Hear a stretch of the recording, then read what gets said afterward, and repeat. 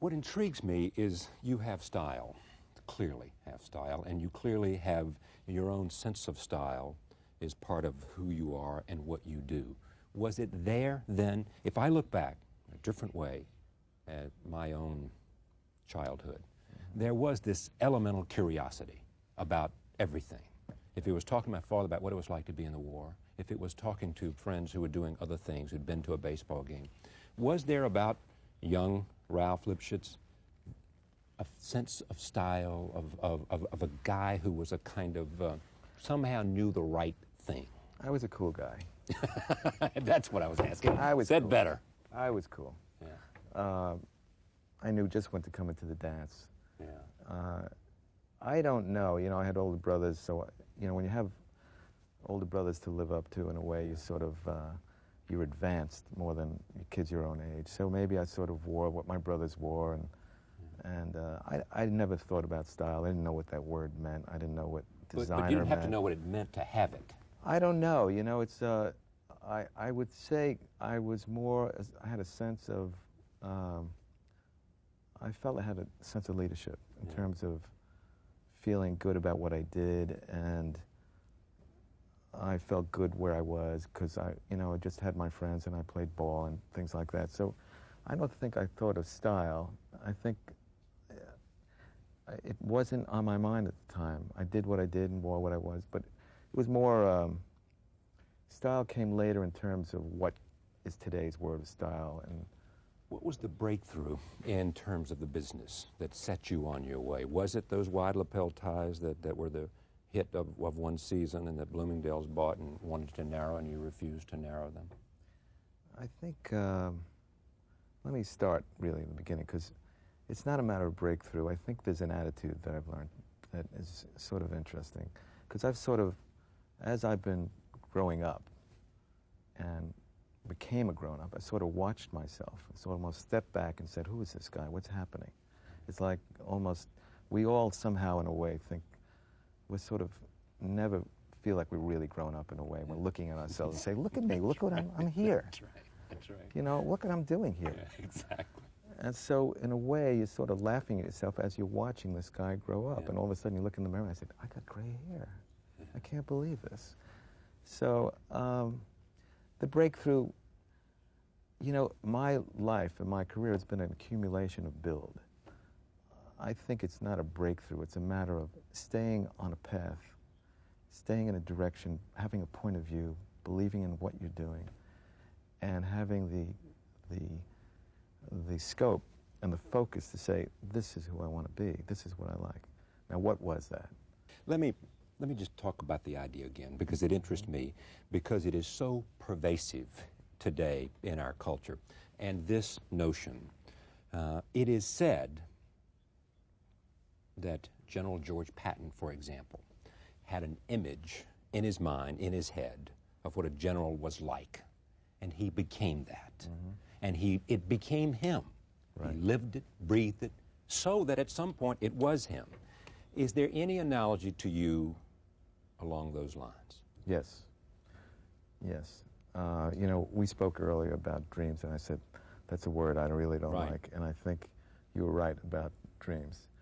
I think we grow up with aspirations. We grow up with a sense of accomplishment. Where are we going to go? What are we going to be? And in the time I was growing up, you know, it was about going to school, getting a job. What are you going to do? You're going to become a teacher? You're going to become a doctor? What are you going to be?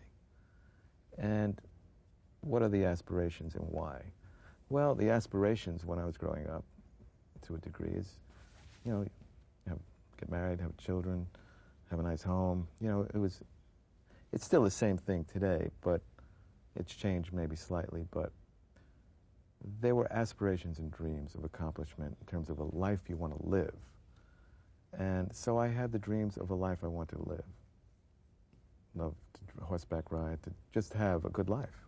Mm-hmm. And they are dreams. And in doing what I did, my clothes were part of the dream.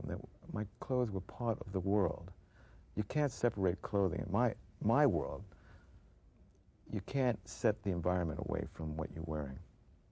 So if you wore a pinstripe suit in North Carolina on your farm, it wouldn't work. No, but when you get on, now let me ask you, if you're on your farm now and you're getting dressed, you sort of feel like a farmer? You bet.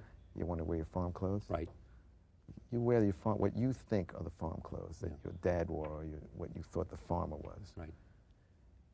Make you feel good? Make you feel like a real farmer? You bet. That's the answer to what I've done.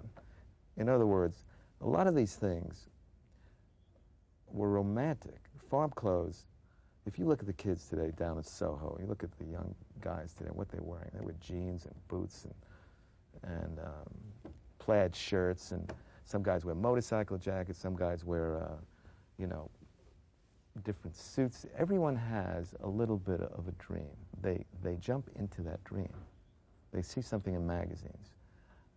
They want to be that guy they see. They want to be that guy in the movie. They want to be that guy that's living a certain life. And so clothing, in my mind, was the role. You get into it, and then you have to be. And so there are certain things that are heroic, or certain things that represent military clothes. Doesn't necessarily mean war. It means rugged sometimes, tough. It means hero. It means lots of different things. But the point is that you have become the lifestyle you're selling, the lifestyle and the idea that you're selling, whether it is Western influenced, whether it is influenced by an English lifestyle, is who you are. And there seems to be in you a close identification in terms of who you are and what you sell. Right. So, I think going back to England and what you were saying about England. Yeah. When I grew up watching movies, which was a very important, if you live in the Bronx or you live in a neighborhood or an area, you don't get a chance to fly around the way the world happens today. The world is a lot smaller. But in those days, you lived through television and the movies. And the movies sort of let you see things you never saw before.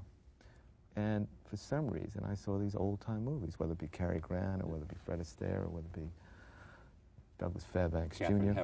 Katharine Hepburn. So all of a sudden, I said, I like that. I never saw that, but I love it. No one said I should love it, but I loved it. I loved. And what you loved Woody about Station it was wagon. what? A feeling. A feeling. A mood. I loved it. Why? I don't know why I liked the Woody Station wagon and the country house in Connecticut, or it looked happy. Or why I liked tweed jackets. Yeah. No one said this is it. You should pick it.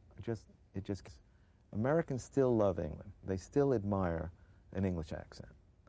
Not to say that they want to be affected, but they still say, "Oh, look at that, how beautifully they speak." Yeah. An English country home. Yes, and they're still intimidated in a way by that. Yeah. And Americans, in a way, have absorbed some of that, have taken some of that Englishness and blended it with America. And what has Ralph Lauren done? What have you done? I would think that that's what I've done. If you have taken that, in a sense, and added to it in some way, and done something to it, and sold it to America, and what are they buying beyond the furniture, beyond the suit? They're buying, some say, a feeling of being special, different. Americans haven't had, in Europe, someone would have a hand-knit sweater. Yeah. And they'd said, I handed it down from my grandmother, and they'd wear the sweater for years and years. America knew about things that were new. Yeah. They knew about things that they had to throw out. If the father's car was 2 years old, the neighbors across the street say, hey, that's an old car. In Europe, the cars would be 10 years old, 15 years old. Why I love that sense of integrity, why I love the sense of non-obsolescence, is really getting closer to my insides, of things that are not frivolous in a funny way.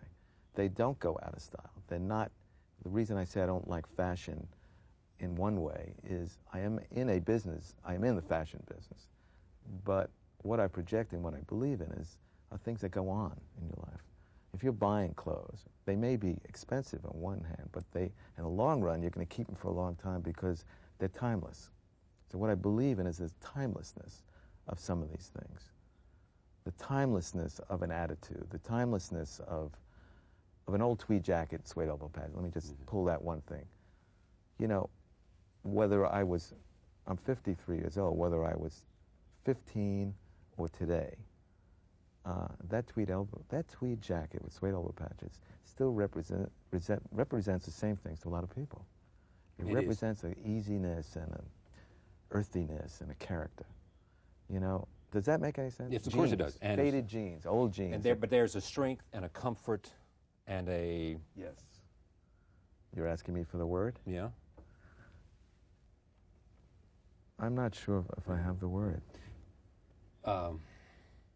Armani, Donna Karan have both looked at your career and have been talked about it. And then what they find the most attractive to it is a consistency. You know, that there is running through it. You know, that you have not, there is something that connects what you do this year with what you did 5 years ago. Right. What do you think that is, what you just said? It's myself. In other words, I don't design. Designers somehow do clothes. I do life. I do living. I do the whole world because I don't set that apart. When I started designing clothes for a girl, it was the girl I was attracted to. You know, I saw the girl as the girl I wanted to be with. What did I like? I liked the natural girl. I didn't like the girl with all the makeup and the teased hair. I liked the girl in jeans and a white shirt, rolled up sleeves, and wearing a boyfriend's jacket. I mean, that's what I liked. I liked her in the convertible with her hair blowing in the wind. That's what I saw. That was sexy to me. I wasn't really, so what did I do? Maybe it's a combination of seeing things around me. I said, well, that's what I'd like my girlfriend to wear. That's what I like. And somehow I got into that business at the time and I started to do the kind of things. Now, I was married. My wife was the girl that I thought was the girl. And I designed the kind of things I thought she wanted. But some purists say, and I suspect this doesn't bother you, this is a guy who we don't know what is, that he's not creating something new. He's taking something old and understanding its value and selling it. Well, that's... Unlike, help me out, unlike the fashion guy in Paris, which is Saint or whatever his name, help me. What's his name? Laurent, Saint Laurent. I think... God, I'm stupid. But everything, I think that for some reason, all things have a different sensibility. Everything, you're inspired by different things. Right. We're inspired, a writer, an artist is inspired. Picasso, whoever it was inspired by somebody else. They were inspired by a world around them and other artists. By flowers in a field or whatever it is. Well, but before that, they grow in their life and they're inspired by other writers. Going back to fashion and design, I've been inspired by a lot of things. And so you can't help but see what's out in the world. You can't help but be inspired. But you're mainly inspired by a sense of a certain lifestyle, are you not? Yes. I'm inspired by a lifestyle that is happy. And, you know, we all go through our life hoping that we're going to be successful, hoping that we're going to be able to buy the house that we want, hoping that we can have the ranch or the, you know. So I was inspired by those worlds. You know, I was inspired. The thought of being a rancher, the thought about living in a log cabin, that was one of my dreams. But also I had another dream, you know, in the reality of, you know, of, I love stone houses. Yeah. You know, I love Persian rugs. I like elegance. I like them both. And I think in terms of what I was doing is, my things are new, but they're inspired by a concept of living as opposed to fashion. It's not just a jacket. Here's a jacket, my shoulders come out here now, and buy it now because it's the hot new look. My jacket was the tweed jacket with the suede elbow patches, but it was great fabric. Maybe it had what you thought you can buy in England, what you thought Cary Grant was wearing and Fred Astaire, you could not walk into a store and buy. You couldn't walk into a store. No stores had that. When I came along, the business was not at all like. The things that I made, you could not buy. You couldn't find it. That's why $3 to $4 billion in revenue comes pouring into a private company called Polo Ralph Lauren because of that. Yes, but along the way, you know, the consumer and the public, the one thing about something new, the consumer comes in and pays their money for something. Right. They know you. They have the world out there to shop. They're not going to buy your things unless they're good. They pick up a product and they look at it and say, I like this product. They put it on. You know, I started without those advertising and without those moves. People pick up the product and said, this is a beautiful product. I want to wear it. So one thing is the product. The other thing is where it goes. A man gets dressed. He goes, he's like, I have to go to dinner. He goes in and buys a tie and he wants to look elegant that night. He's going to go back to he's going to feel elegant when he gets dressed that night. So he buys his self-esteem is enhanced. Right, and he's going to go to a place and he says, wait a minute, I have this great club I'm going to and I'm going to wear this and I know I'm going to look great. So he feels strong about himself and he knows it's the appropriate thing to wear to this place. What I did was see these things. The hacking jacket represented a life that I loved. It was old England. They looked great. I don't know what it was at the time, but I said, you know, that hack, I'd love to have that. Right. I couldn't find it in the store. I said, where can I get that? Where can I get it? And you couldn't get it anywhere. So I said, I'd like to make that. So I made it so you can wear it as a sport jacket. And I want, before I leave this whole area of questioning, authenticity. Paul Goldberg, in writing this piece I told you about, said the question that goes to the question of artifice and is what really constitutes authenticity. You know, how do you tell which is more real, the thing that inspired the idea or the thing that Ralph Lauren and others built? Which is more authentic in the end, in these artifices? Charlie, I think what's really going on, I think Paul Goldberg is a great man. The article he wrote was really terrific. But I think it's being pulled apart where it doesn't have to be pulled apart. It's not a matter of authenticity. It's a matter of, I went and did something that I loved. Yeah. Polo, Ralph Lauren, whatever I did was my insides. And it wasn't a matter of saying, I want to make a house just like this other house, or I want to, it was my insides, how they came together so sporadically. They weren't contrived. I'm not an architect. It is all, it's a very emotional thing that goes through you. Designers, whether they do what I do something else, they have a sense inside them. They see the world, and they have a sense of something that hits them. Someone walks down the street, one guy who's a businessman, he won't see them. The designer looks and says, hey, do you see those shoes? Do you see that jacket? Do you see that tie? Did you see that? There is something that happens to people. I once was talking to Paul Simon, I remember, and I said... Senator Paul Simon? No, Paul Simon was saying, and I remember we said, and I remember, I never forgot it. I always remember what I saw. He said, I always remembered what I hear. Yeah. So I might have listened to something, but I wouldn't remember. I said, Paul, how do you remember that? That's what I do. It just comes in. And sometimes it's unconscious because you're not registering it. And in doing what I've done, it's not unconscious because I have a business that I have to run. But everything I do is because they're made for me. I want to wear it. I want to be that. And it's not trying to be somebody else. It's me. You know, we grow up in this country and we have a lot of things. We want to be lots of things. And it's not a matter of being fake. People sort of sense, well, you're living, you know, you're driving that thing or you're wearing that suit. Who do you think you are, you know? You grew up in the Bronx. What is this? America is about dreams. Charlie, you're right. America is about dreams. It's about an accumulation of the world, seeing the world, absorbing everything. This is a country full of all kinds of people that come from all over. And there's so much influence, there's so much cross-section. Why someone becomes a painter, why someone becomes an artist, why someone does what you do in terms of interview. You had heroes. You'd look at Edward R. Murrow or some of these guys and you say, God, he was so cool. And you might have had few other heroes, and then Eric Severide, or whoever it was, you know. And out of all this comes your own uniqueness and what makes you distinctive and different from the assimilation of all that you see and feel and how you choose what you like and what influences you the most. And it envelops into your own philosophy and your own standards and your own, as you said, consistency over time.